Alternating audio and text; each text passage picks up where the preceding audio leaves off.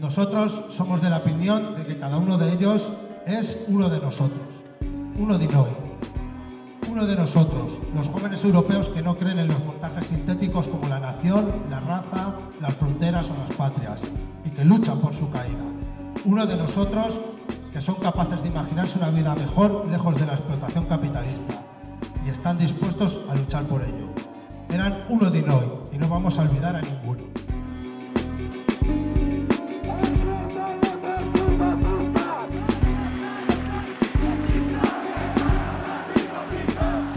Que nadie se engañe, Occidente nunca ha vencido al fascismo, tan solo lo ha absorbido o lo ha invisibilizado.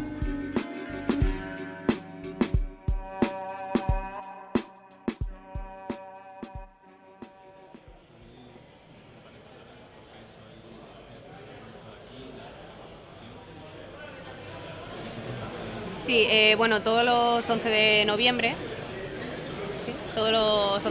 desde 2007, desde que mataron a Carlos Palomino Legazpi, organizamos este homenaje, es un aniversario, no tanto en su persona, que también, por supuesto, para recordarle, sino como respuesta antifascista para recordar a todas las víctimas caídos por el fascismo. Entonces es un homenaje al antifascismo en sí, lo hacemos todos los años.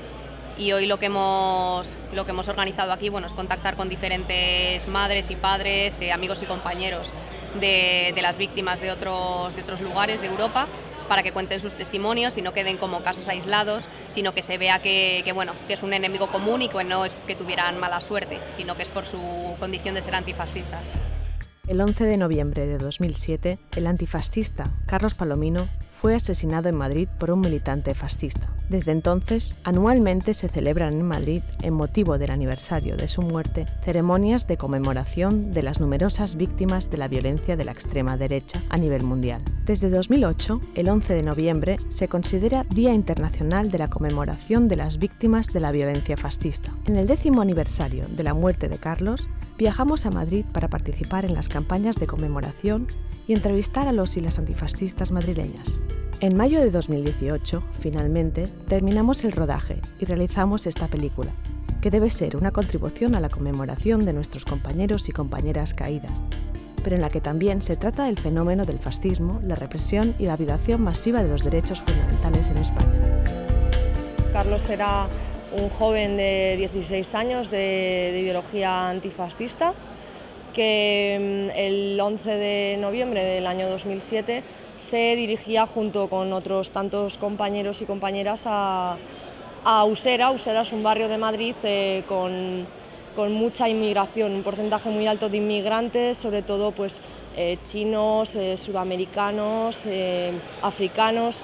Entonces estaban yendo los compañeros a manifestarse contra una concentración racista que organizaba un grupo de extrema derecha llamado Democracia Nacional, y en el metro, cuando iban a cogerlo, se encontraron con Josué Estebanez de la Hija, que es un militar, era miembro de la Guardia Real del Rey, y esa persona, cuando vio a los compañeros, sacó una navaja del bolsillo y se la asestó en el corazón directamente, una puñalada a Carlos, en cuanto Carlos le comentó algo referente a su indumentaria, porque Josué llevaba una camiseta con la marca Three Stroke. Three Stroke es una marca nazi de la extrema derecha, y les llamó la atención pues, que hubiera una persona en el metro con esa indumentaria. Creemos que además no tuvo ningún reparo en matar, en quitar la vida a Carlos. Carlos murió a los pocos minutos por lo que digo, fue una certera puñalada en el corazón. El asesino fue condenado a 26 años de prisión por agravante de odio, por homicidio y agravante de delito de odio, porque se demostró en el juicio que Carlos fue asesinado por ser un joven de izquierdas. Cuando hay mucha movilización y mucha presión social, los jueces se piensan lo que hacen. Por eso es muy importante la presión social y la movilización. Con Carlos Palomino, por ejemplo, gracias a la presión social y la movilización que hubo, se consiguió un juicio justo. O sea, partidos políticos muchos intentaron hacer como si fuese como con los medios de comunicación mano a mano, intentaron hacer que fuese una guerra de bandas y que la gente no se viera involucrada en ello, sino que dijeran, si no estás en un lado o en otro, esto no te va a pasar. Para combatir la identificación y la empatía de las personas con Carlos, lo que se hizo es tratar, criminalizar a la víctima, que es lo que hacen siempre los medios, diciendo que él se lo merecía, para que así las personas no puedan decirme, a lo mejor me pasa a mí porque soy negro, porque soy mujer, porque soy gay, porque soy antifascista.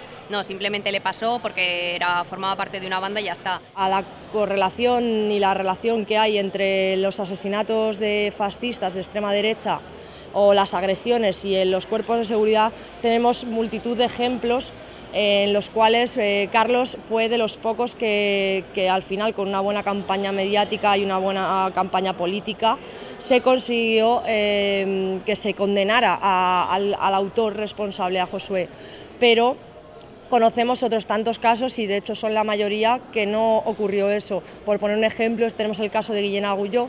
Fue asesinado en 1993. Fue a la cárcel 5 años el asesino y luego se presentó a las elecciones en un pueblo de Valencia.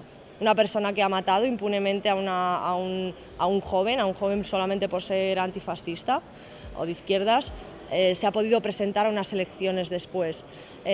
Agresiones se han dado en mayor o menor medida, sobre todo a finales de los 80, 90, con bases autónomas, que es un grupo neonazi muy violento que operó durante esos años en el Estado.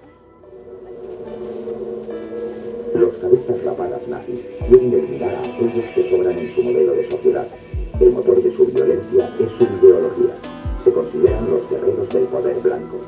Rinden culto a los símbolos, pero también actúan. Hace 2 años, por ejemplo, en una localidad de Madrid, apuñalaron a un chico en la cara, le dieron 15 puntos, y en las manos, porque él, para frenar el cuchillo, tuvo que poner las manos, y esa persona ha sido juzgada y se la ha absuelto por falta de pruebas. El 13 de noviembre de 1992 descubrimos una realidad que había permanecido oculta, la de muchas mujeres inmigrantes que empezaban a trabajar en el servicio doméstico en nuestro país. Ese día, 4 encapuchados mataron a tiros a la dominicana Lucrecia Pérez en las ruinas de una discoteca en Madrid.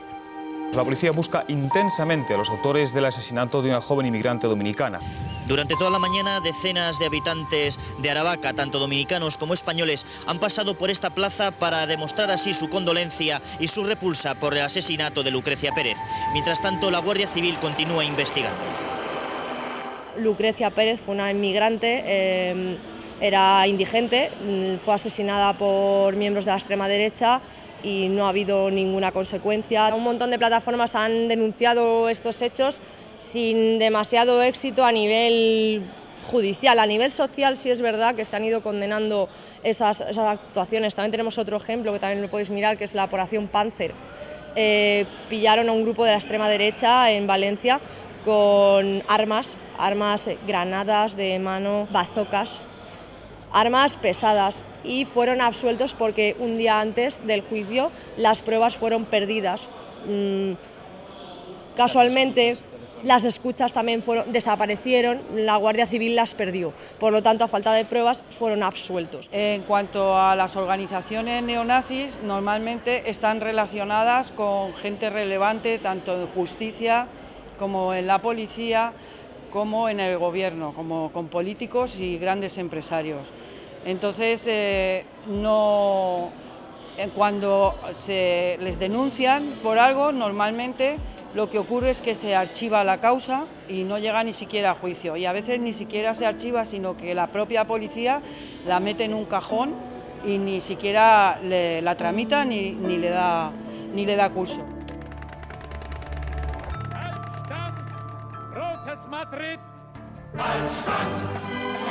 Rotes Madrid! Altstadt! Stolzes Madrid! Das Weltall blüht, die Menschheit blüht, wir Erdmal singt dein Heldenlied, Millionen singen mit. Altstadt! Rotes Madrid!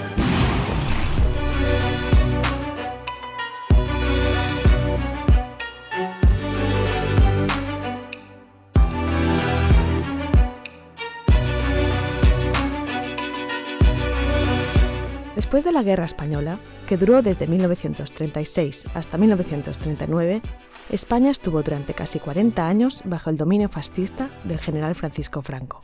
El dictador llegó al poder con la ayuda del movimiento fascista de la Falange, del cual la División Azul, apoyada por Hitler en la lucha contra la Unión Soviética, también reclutó a sus miembros. Característica principal de los falangistas fueron los uniformes con camisas azules, particularidad a partir de la cual se derivó el nombre de la División Azul. El franquismo hace referencia a la dictadura militar que durante casi 4 décadas sufrió España de la mano del general Franco, con el apoyo al principio del fascismo internacional y después con el beneplácito del capitalismo, de las democracias occidentales europeas y americanas. Una dictadura impuesta tras un golpe de Estado orquestado por ejército, por el clero, por la Iglesia, por monárquicos, conservadores y las fuerzas reaccionarias, en nombre de la recuperación de los tradicionales valores patrios o nacionales: Dios, patria y rey. Y a través de una sangrienta guerra contra el pueblo español, resistiendo la llegada del fascismo, que duró 3 años, además de una posterior y vengativa venganza contra el bando enemigo tras el conflicto bélico, y que dejó además decenas de miles de desaparecidos, ejecutados, encerrados, exiliados o deportados.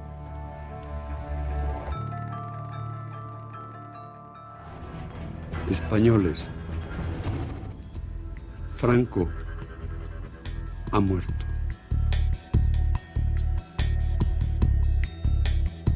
El régimen franquista terminó tras la muerte del dictador en el año 1975. El franquismo sigue teniendo influencia en las instituciones españolas y en la sociedad actual, por lo que no es sorprendente que las autoridades obstruyan regularmente la investigación de la violencia fascista. Cuando el poder del régimen franquista comenzó a desmoronarse a mediados de los años 70, la población española aumentó los movimientos de resistencia. Mientras que las élites gobernantes solo querían aparentar la construcción de una democracia en España, la gente anhelaba un verdadero cambio de paradigma y con ello comenzó una época turbulenta. Pues se ha llamado transición al periodo posterior a la muerte de Franco y al proceso de traspaso de poderes entre dictadura y monarquía. Y sobre todo hablamos de del proceso necesario para introducir plenamente a España dentro de las estructuras económicas y militares del capitalismo internacional. Con la muerte de Franco se empieza aquí a hacer una transformación solo superficial del régimen fascista español y se dice que ya estamos en democracia. Se hace una constitución. Se llama a votar esa Constitución, pero bueno, ellos implantan su Constitución y dicen que ya estamos en una democracia y empieza a haber elecciones, porque en 40 años no había habido elecciones en este país. Votos afirmativos, 425. Votos negativos, 59. Abstenciones, 13. El proyecto de ley ha sido aprobado. Se levanta la sesión. Y entonces se presentan los partidos que antes eran los falangistas, los fascistas de siempre, pero se presentan con otra fachada, digamos, se quitan la camisa azul y dicen que son ellos los demócratas. Entonces el partido, los únicos que no, tragan con esa legalidad impuesta, con esa fachada democrática, pues son realmente los comunistas del PCR.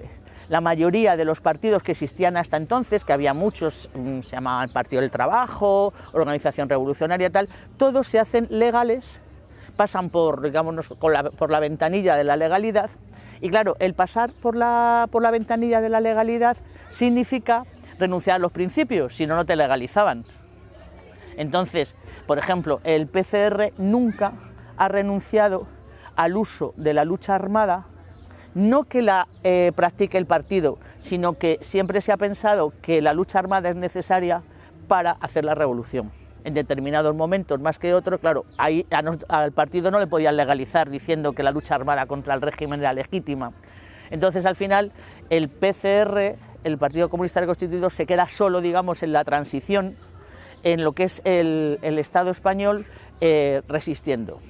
Por otro lado estaba, por supuesto, el Movimiento de Liberación Nacional Vasco, que también practicaba la lucha armada, pero el PCR no practicaba la lucha armada, solo practicaba la lucha política.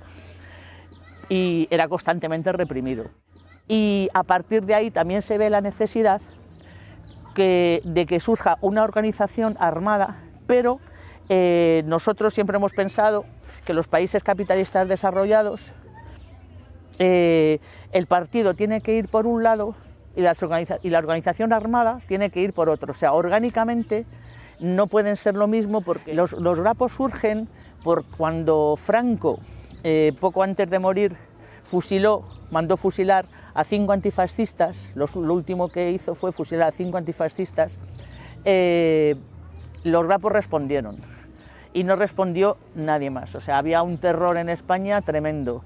Entonces ellos, el 1 de octubre, esto fue el 27 de septiembre, el fusilamiento del 27 de septiembre, que además tuvieron mucha respuesta en toda Europa, se dieron, y el 1 de octubre los Grapo, que nadie los conocía, y de hecho en ese momento no se reivindicó,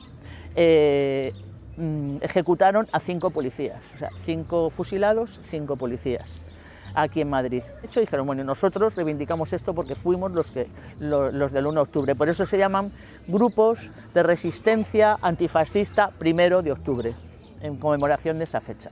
Entonces, a raíz de ahí, pues es una historia de resistencia y sobre todo de represión. El PCR intenta, y de hecho logra, pues crear organizaciones de masas también, o sea, de estudiantes, de cultura. El Socorro Rojo vuelve a resurgir de ahí, el Socorro Rojo, que ya existía en el año 34 y durante la guerra. Nosotros tratamos de crearlo como una organización de masas y se desarrollan unos cuantos años, pero la represión los machaca. La década de los 70 supuso el despertar de un vasto movimiento asambleario, popular, primero desde las fábricas, después desde las calles, que inundó todo el estado de asambleas de fábricas, asambleas de mujeres, asambleas de barrio, coordinadoras de asambleas en las que llegaron a participar miles de personas. Un movimiento que llegó a poner en peligro el futuro programado desde el interior y el exterior del país para el futuro de España. Y en definitiva, un movimiento que ha sido borrado sistemáticamente de la historia de este país. Y en definitiva, la transición, podemos decir que es el pacto alcanzado por las élites, por los llamados a ocupar los espacios de poder en el nuevo Estado, para precisamente neutralizar y domesticar por distintos medios todo ese levantamiento popular que obstaculizaba sus pretensiones. Y para ello se usó todo tipo de prácticas contrainsurgentes exportadas de Europa y de Estados Unidos, las torturas sistemáticas en cuarteles y comisarías, atentados de bandera falsa, terrorismo de Estado, infiltración en grupos considerados especialmente disidentes o problemáticos, y una brutal represión contra todo aquello que supusiera algún problema para ese devenir. Los mismos policías que te torturaban con Franco, te torturaban después hasta que se han jubilado o se han muerto. Si no, ellos seguían allí. O sea, a mí me han torturado los mismos policías que torturaban con Franco. Entonces, algunos antes eran falangistas y luego se hacían del Partido Socialista, pero eran los mismos. Unos te pegaban con lo que llamaban aquí los principios del movimiento fascista en la cabeza, y otros te pegaban con la Constitución Democrática en la cabeza. O sea, solo cambiaba eso.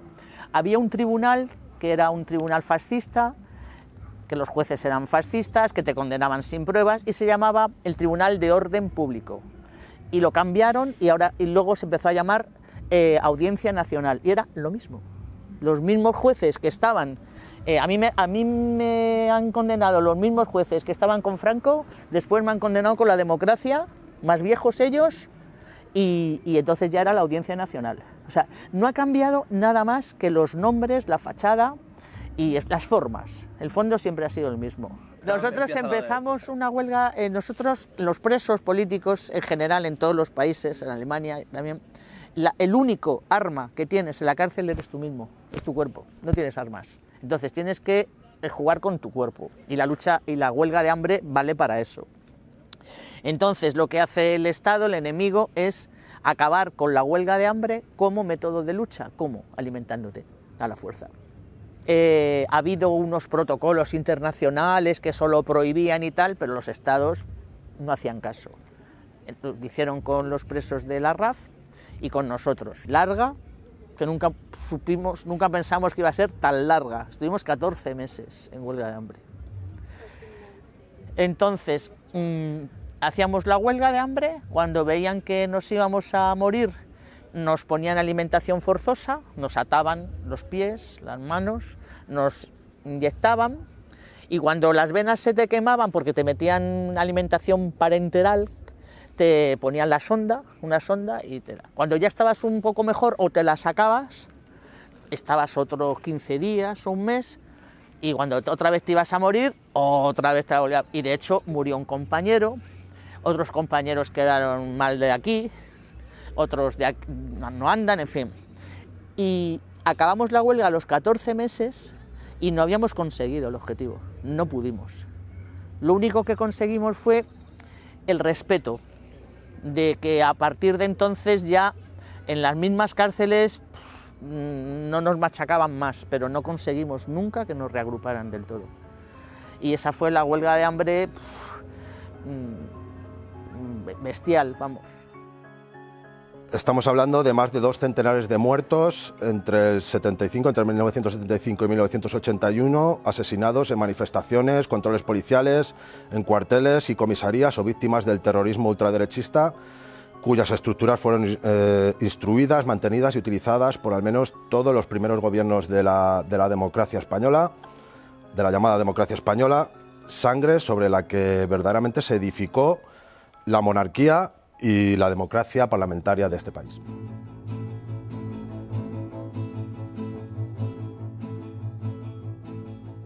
Al vent, la cara al vent, el cor al vent, les mans al vent, els ulls al vent del món. I tots plens de nit, buscant la llum, buscant la pau, buscant a Déu, al vent del món. La vida ens dona penes i al naixer és un gran plor. La vida pot ser eixe plor, però nosaltres al vent, la cara al vent, el cor al vent, les mans al vent, els ulls al vent del món. Una condición básica para asegurar ese traspaso de poderes entre la dictadura y la monarquía fue la de asegurar la impunidad de franquistas y sus crímenes durante la guerra y durante la dictadura. Algo que se garantizó de forma legal a través de la ley de amnistía firmada en 1976, que garantiza que no se pueden juzgar ningún acto considerado delictivo o criminal entre 1936 y 1976. No debemos olvidar que el partido gobernante, el Partido Popular, es fundado por el ministro franquista Manuel Fraga, con el fin de representar el franquismo en el nuevo régimen, y es natural lugar de reciclaje de antiguos franquistas convertidos ahora en liberales o capitalistas. Por otro lado, el cambio pretendido lo fue solo en la forma, pero desde luego no en el fondo. No se depuraron cuerpos policiales, ni ejército, ni jueces, y muchas de las instituciones represivas franquistas tan solo se maquillaron en la forma, manteniendo sus estructuras internas. Incluso muchos participantes de la represión directamente fueron ascendidos o promocionados con la llegada de la monarquía. De hecho, tras el franquismo aumentaron el número de presos, el número de detenidos y el número de represaliados hasta cifras extraordinarias y hasta el día de hoy. Por otro lado, los antiguos militantes ultraderechistas, protagonistas de la violencia ultra, del terrorismo ultraderechista de los 70 y 80, ocuparon puestos de poder en la economía y la cultura, ocultando convenientemente su pasado. Entre ellos presidentes actuales de clubes de fútbol, escritores, músicos, periodistas o algunos de los más importantes empresarios de este país. Bueno, evidentemente tiene una relación total, absoluta y directísima con la herencia del franquismo. Estamos hablando de que tras la guerra civil y la dictadura del general Francisco Franco, a su muerte en el 75, él delegó todo su poder en el que fue hasta hace 2 años el rey de España, Juan Carlos I, y se convocaron unas cortes que eligieron a dedo directamente, fueron elegidos por Franco y por sus hombres fieles, por así decirlo. Señores procuradores, desde la emoción en el recuerdo a Franco, ¡viva el rey! ¡Viva! ¡Viva España! ¡Viva!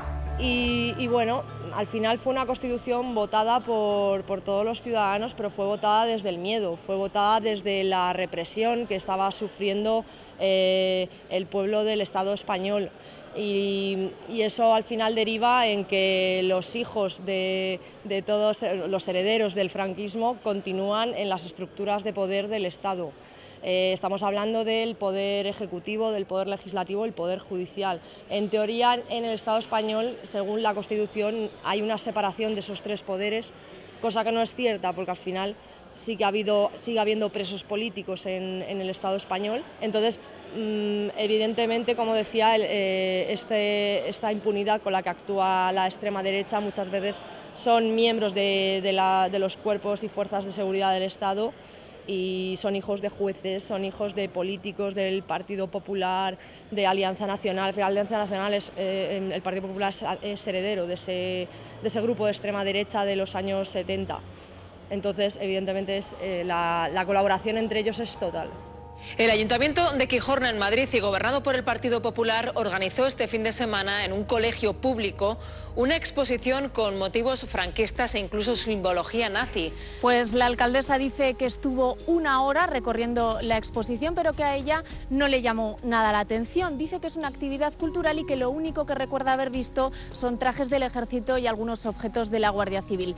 En cambio, para algunos de los vecinos que visitaron la exposición, la imagen fue completamente diferente. Han denunciado que se trataba de un mercadillo lleno de parafernalia fascista y nazi, que allí se vendían banderas preconstitucionales y esvásticas y que incluso se llegó a regalar a algunos niños calendarios de Franco. Memoriales, monumentos, calles que homenajean a franquistas y fascistas están por todas partes, incluido el propio mausoleo del dictador, coronado por la que es la cruz católica más alta del mundo y visible desde varios kilómetros.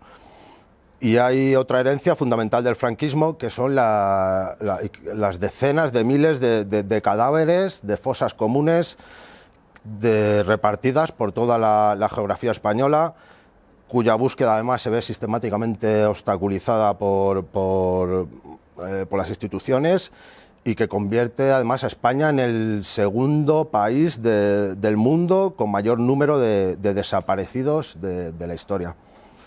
Y en definitiva se obstaculiza cualquier condena del franquismo por parte institucional y a la par que cualquier reconocimiento del antifascismo se produzca, convirtiendo en permanente de alguna manera eso que aquí se llama la idea de las 2 Españas, la victoriosa y la derrotada.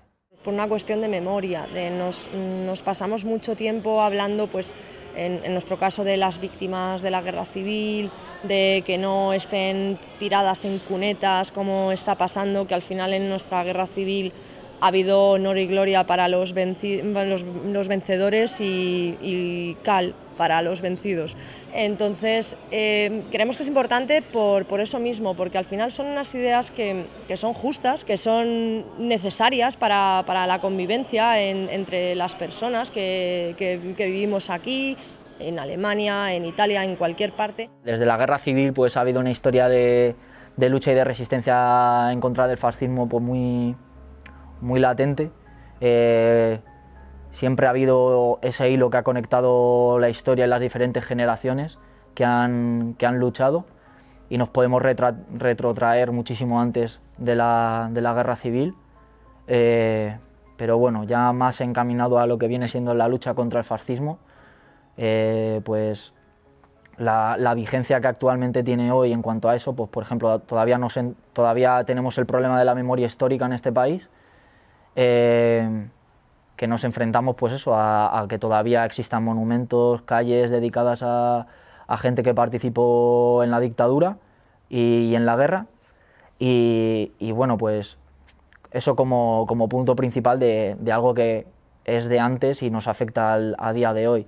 O sea, la vigencia que tenía su lucha antes es la vigencia que tiene a día de hoy, porque bueno, el fascismo es lo que es, y es la herramienta que tiene el capitalismo para desmovilizar a la izquierda y para crear mensajes confusos, y también para confrontar directamente contra la gente que se opone a un status quo determinado, y básicamente la vigencia que había antes es la vigencia que hay hoy, porque el fascismo no ha cambiado, el fascismo cambia de estrategia pero sigue siendo el mismo.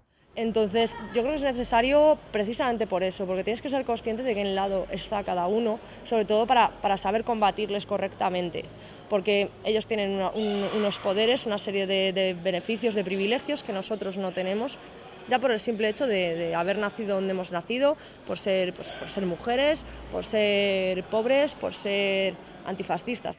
En cuanto a los derechos humanos, pues los derechos humanos fundamentales no se respetan, sobre todo aquí donde actualmente, donde más claramente se está viendo es con la población migrante.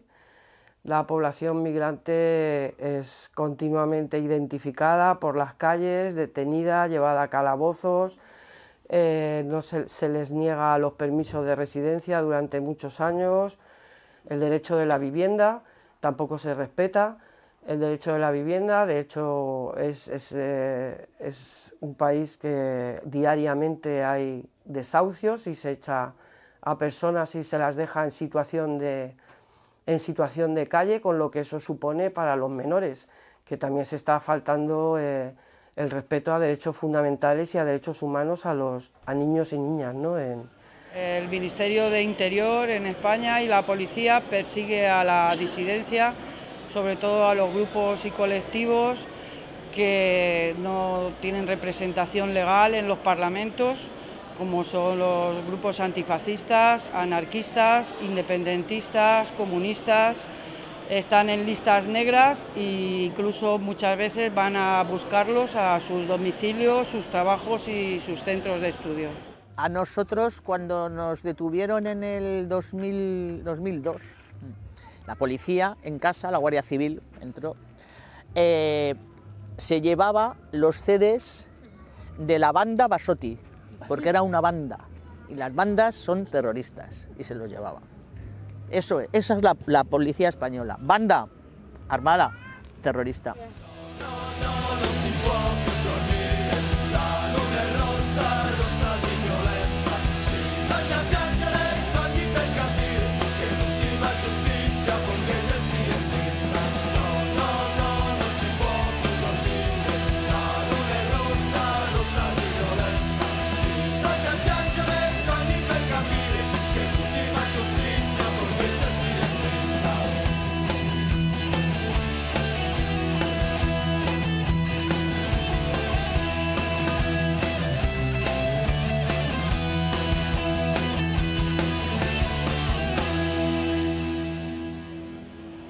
Cuando estalló la crisis en el año 2008, 2009, 10, fue por ahí, ¿no? El 2008 yo creo. A partir del 2010 aumentó el descontento social y por lo tanto aumentó la protesta social. Muchas más personas salían a protestar organizadamente. La respuesta del Estado ha sido siempre represión para evitar la organización y la protesta social. En España tenemos un código penal muy duro y cada vez más duro. Lo último ya ha sido la última reforma del Código Penal para la ley contra el terrorismo yihadista y la ley Mordaza, que todavía ha endurecido más las penas por participar y estar organizado en las protestas sociales. Bueno, los efectos están claros, cada vez hay más personas que están represaliadas o que están pendientes de juicio, que con peticiones de penas de cárcel.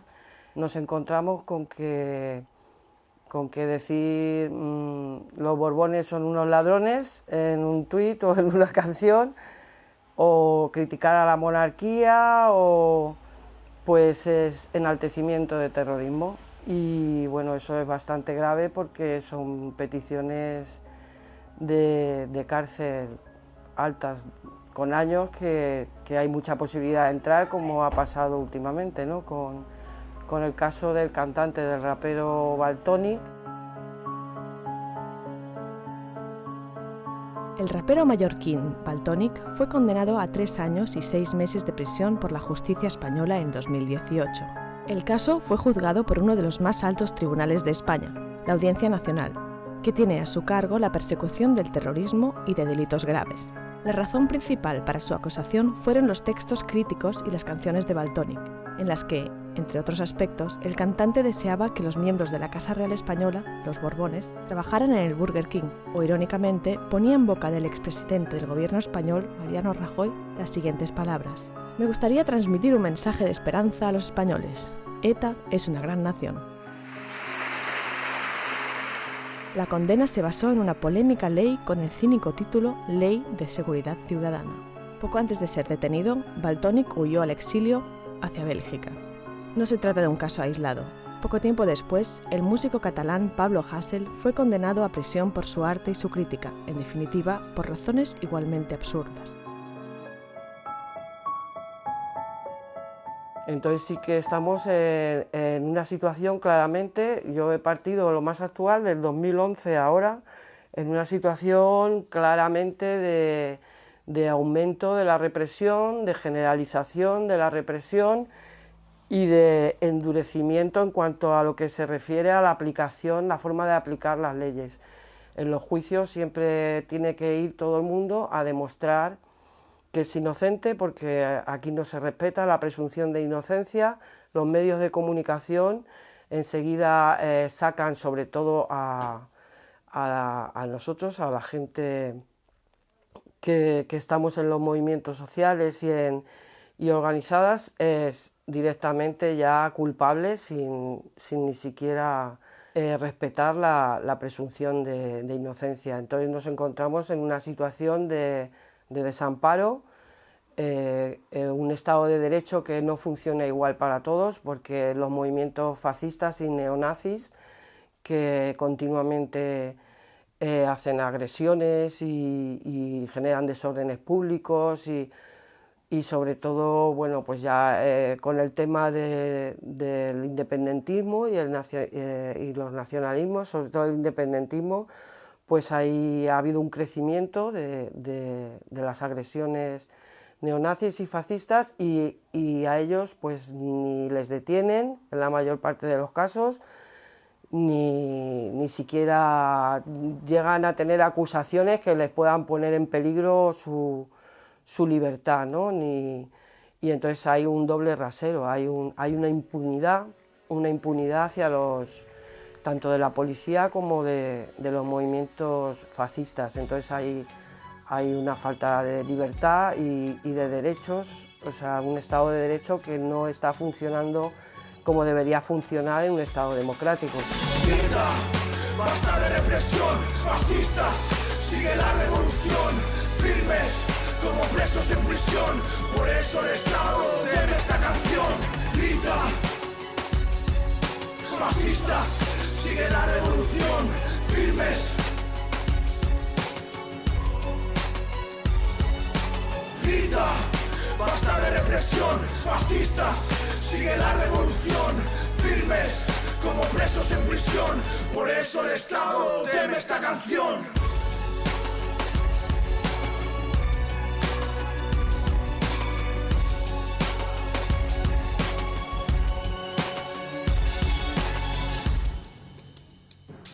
Me estoy acordando ahora de la exposición de presos políticos de Santiago Sierra, en una exposición de arte que se llama Arco, en Madrid, que se hace muchos años y es a nivel internacional. Y ya estaban colgados los cuadros de la exposición, que eran fotos explicando los casos de 74 casos de personas encarceladas en los últimos 20 años, para una forma de mostrar, quiso el artista, de que hay presos políticos en España, hay personas que están por su conciencia y por su ideología, están encarceladas, ecologistas, antifascistas, anarquistas, comunistas, o sea, y se prohibió, se descolgaron los cuadros porque iba a ir a visitar el rey, y para que el rey no lo viese se censuró la exposición. En España no hay justicia, no hay democracia y no hay Estado de Derecho. Y luego tenemos a todo un gobierno, al gobierno catalán, por haber sacado las urnas para hacer un referéndum por la independencia, también están en la cárcel acusados de terrorismo.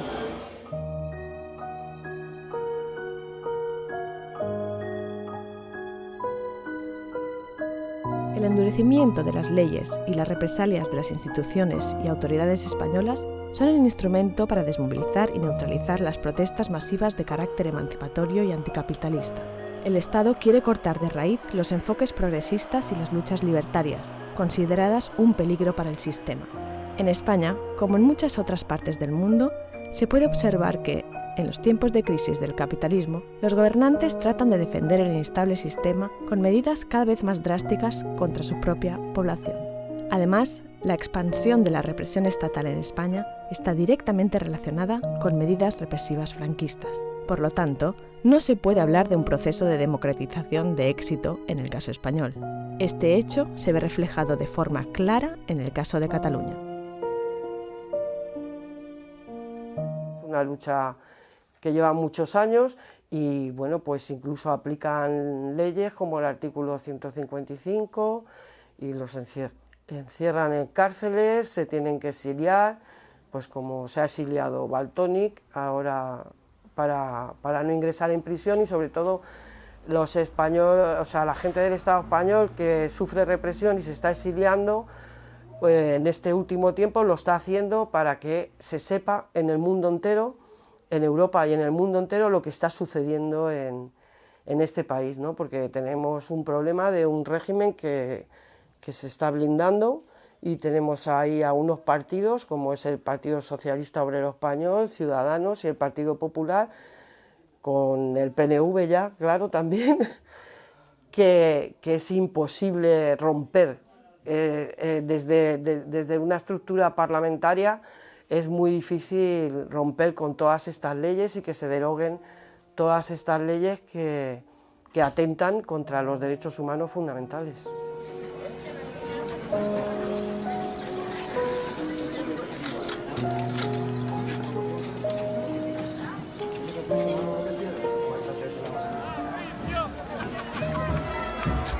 El Puigdemont, el Pulli.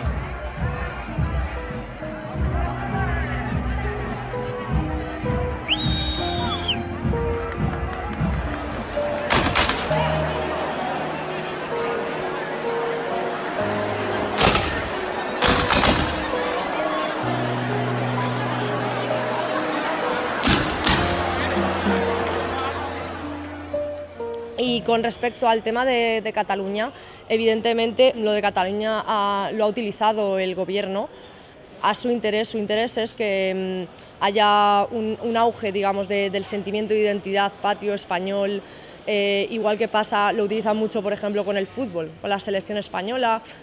Son momentos en los que ellos utilizan ese auge del sentimiento patriótico español para tapar sus problemas, su corrupción, sus cosas feas, por así decirlo. Entonces, esto les ha venido muy bien para combatir el conflicto de Cataluña. Cuando han visto que han perdido la razón política, han recurrido a esa artimaña barata que es el sentimiento patriótico, que es una cosa que aquí en España, en el Estado español, mueve mucho. Entonces sí lo está utilizando, y eso también la extrema derecha se está aprovechando de ello para coger aire, salir a la calle y tener muestras. Pues, por ejemplo, el otro día el Hogar Social Madrid es un grupúsculo neonazi que se dedica a repartir comida solamente a españoles. Utilizan, por así decirlo, la solidaridad o, como a mí me gusta decirlo, la caridad, para ganarse a la población española, a la clase baja. España son los españoles.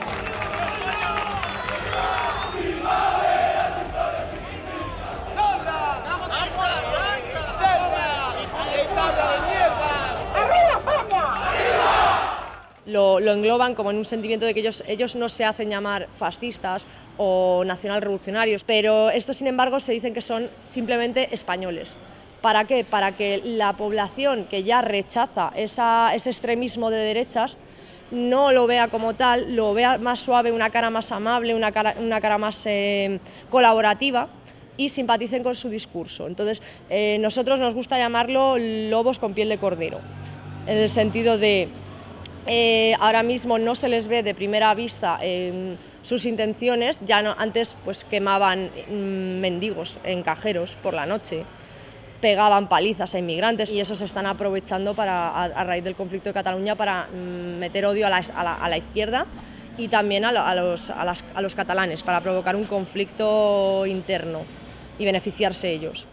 Y de entre ellos algunos han adoptado progresivamente, de la mano de líderes con un evidente deseo de notoriedad y de protagonismo, prácticas del fascismo italiano, del fascismo griego, que han demostrado tener un buen resultado al respecto, ocultando parte de la ideología e infiltrando más que de una forma más que conveniente otra parte del discurso más asequible dentro de ese discurso social, de ese discurso que aprovecha de forma despreciable las miserias o las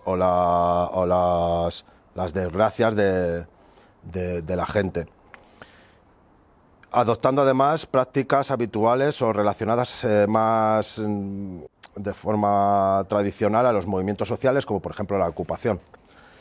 Otros partidos más veteranos consiguieron hace algunos años algunos triunfos políticos, electorales, relativos, obteniendo algunos concejales en algunas localidades pequeñas, alguna incluso grande, formados principalmente por veteranos ultras de las décadas 80, 90, reciclados ahora con trajes y corbatas, aunque parecen en franco retroceso con respecto a los grupos que mencionábamos con anterioridad. Menos evidente es la irrupción de nuevas formas políticas al amparo de la crisis dentro de la política con mayúscula, incluso con diputados o con representación institucional, en la que se ubican espectros ideológicos muy diversos y en la que se han aprovechado antiguos falangistas o antiguos ultraderechistas para ir progresivamente introduciendo ese mensaje del que hablamos, ese mensaje patriótico, ultracatólico, desprendiéndolo de las connotaciones quizás que se refieren a periodos anteriores, modernizándolo y sobre todo creando una sensación de normalidad dentro de que buena parte de la sociedad y de la élite también han adoptado para sí. En realidad, ultracatólicos han tenido una permanente presencia en todos los ámbitos nacionales, incluso con notable influencia en ocasiones en la sombra, pero quizás más que el peligro de un auge inminente de algún grupo ultraderechista, el peligro real sea precisamente la normalización de ese discurso patriótico o de ese discurso relacionado con la extrema derecha, camuflado dentro del momento actual, pues esa normalización entre buena parte de la sociedad. Es decir, ahora mismo nos enfrentamos a un fascismo que intenta dar una cara amable, que intenta hacer un lavado de cara de todas sus actividades, a la par que va haciendo pues, el fascismo antiguo de sus actividades antiguas, tanto como salir en persecución de gente de izquierdas, en gente inmigrante, gente de minorías o gente pues, que se oponga o dé una voz crítica al sistema. Y ahora pues, bueno, pues esa forma de hacer que tienen ellos, de intentar lavarse la cara, pues nos provoca a nosotros muchas contradicciones, en el sentido de que no se sabe muy bien por dónde tirar ahora, y el problema, yo creo que básicamente es eso, es no saber por dónde atajar ese problema, y yo creo que y fortalecernos a nosotros mismos en esa forma de entender la lucha también antifascista, y que no solo a lo mejor es el trabajo más callejero o más físico de confrontación directa con ellos, sino que también es el trabajo del día a día en los barrios y de crear un movimiento popular sólido que sostenga todo eso. Hay un ejemplo en Sabadell que siempre lo rescata un compañero nuestro, y yo creo que es muy, muy entendible a través de eso. O sea, un problema que hubo en Sabadell, que es una ciudad que bueno, está en Cataluña, que rodearon los neonazis, eran 40 neonazis, rodearon un casal. Entonces la gente del propio casal no podía ir a responder eso, pero al final habían creado tanto movimiento popular también en ese barrio con ese casal, que la propia gente del barrio, la frutera, el vecino, la estanquera, todos salieron a defender el casal, y los fascistas, claro, no pudieron hacer nada en contra de eso, en contra del propio pueblo, que era el que les echaba. Y yo creo que ahí está la clave, sino dejarles avanzar, pero también hacer entender al pueblo que no puede también ellos dejarles avanzar. En 2017 viajamos a Madrid para participar en la conmemoración del aniversario de la muerte de Carlos Palomino, grabar la celebración y conversar con sus compañeros y compañeras sobre el asesinato. La imagen que los compañeros y compañeras de España, de Castilla, Cataluña y del País Vasco nos transmitieron, sin embargo, era mucho más compleja. Es imposible hablar de violencia fascista en España sin hablar de la historia fascista española y de la continuidad que ésta ha tenido hasta hoy. Y para entender lo amenazantes que son los nuevos movimientos derechistas, hay que entender que el nuevo fascismo es el viejo fascismo con un rostro amigable, y que se está produciendo una normalización de las tendencias fascistas en la sociedad actual, en España, en Alemania, en Francia, en Italia, en los Estados Unidos, en Brasil, casi en todo el planeta. Los partidos y agrupaciones fascistas de los diferentes países no solo están ganando más y más fuerza a nivel nacional, sino que a día de hoy estos están mucho mejor conectados que la izquierda a nivel internacional. Inevitablemente, cabe plantearse cuánto tiempo más vamos a permitir que esto siga sucediendo y qué es lo que realmente tiene que ocurrir para que los y las ciudadanas se desmarquen de forma clara de las ideas derechistas que están consolidándose en nuestra sociedad. Es importante entender que tenemos que oponernos al fascismo conjuntamente, que tenemos que luchar y recordar conjuntamente, y que tenemos que interponernos conjuntamente en su camino. Debe quedar claro que el fascismo no puede ser ni amistoso ni moderado, y que su violencia debe ser tratada como tal. Los asesinatos de Carlos,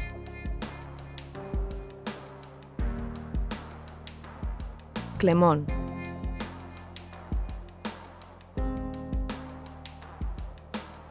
Heder, Silvio, Iván, Pablos, Dax,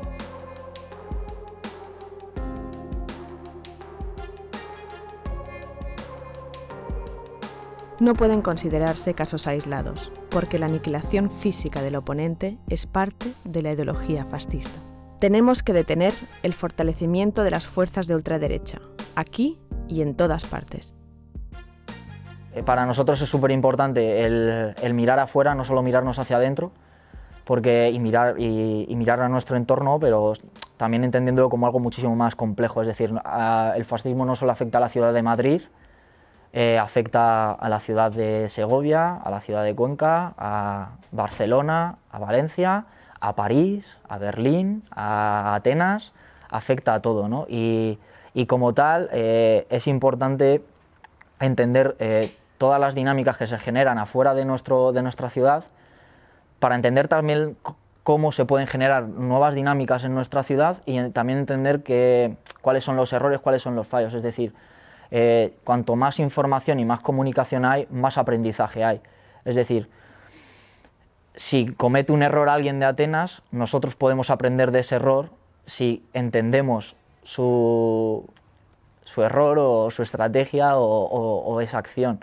Si no hay esa comunicación y simplemente estamos enfrascados en solo mirarnos al ombligo, pues entonces no vamos a aprender nada. O sea, al revés de aprender, pues vamos a caer en errores que ya se han cometido y no avanzar. Y luego también pues que juntos somos más fuertes, es decir, el fascismo al final muchas veces tiende a articularse globalmente, porque también es una herramienta a nivel global que tiene el capitalismo, y como el capitalismo se conjuga globalmente, pues también el fascismo, y por lo tanto hay que también entender la geopolítica en la clave internacionalista. Obviamente yo no me voy a meter en el trabajo que hacen en una ciudad que no es la mía, o en un pueblo en el que no es el mío, y que no entiendo de primera mano su problemática, pero sí que voy a intentar, no sé, aprender de su experiencia. Es importante también porque a veces no te das cuenta de que hay un montón de gente de muchos países y muchos pueblos distintos que ha pasado y que va a pasar lo mismo que has pasado tú. También a nivel psicológico es muy importante, porque en el momento en el que tú has perdido un hijo, un hermano, un amigo, un compañero simplemente, por el hecho de estar haciendo lo mismo que tú, que en vez de Carlos ese día había 200 antifascistas en el metro, podía haber matado a cualquiera. Eso se te queda en la cabeza y en el recuerdo. Entonces es importante también reencontrarnos, que las madres encuentren un apoyo anímico entre ellas, que se organicen, y también creo que es importante articular eso, una respuesta unitaria en todos los puntos, porque al final las formas de llevar a cabo el fascismo tienen muchas, depende del contexto y de la situación y del lugar, pero al final el fin es el mismo, que es acabar con todo el mundo que piensa diferente a ellos. Entonces por eso es importante una coordinación, y yo creo y quiero que a partir de aquí sí que se forme esa red de comunicación entre antifascistas de distintos pueblos, a través con los muertos como enlace, también para rendirles homenaje, que su muerte no haya sido en vano.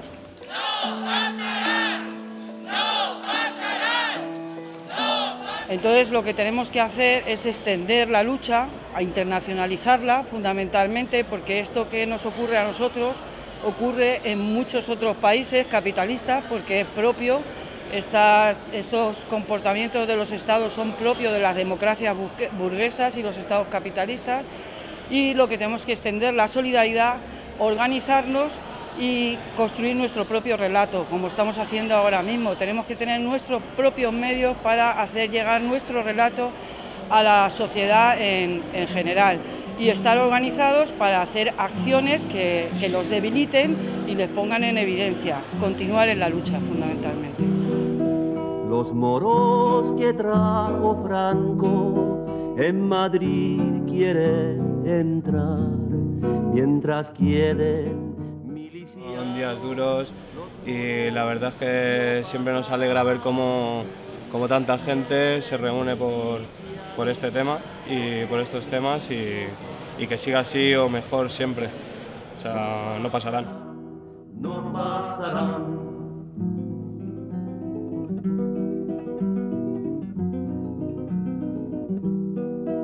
Aunque me tiré en el puente y también la pasarela, me verás pasar el Ebro en un barquito de vela. Me verás pasar el Ebro en un barquito de vela.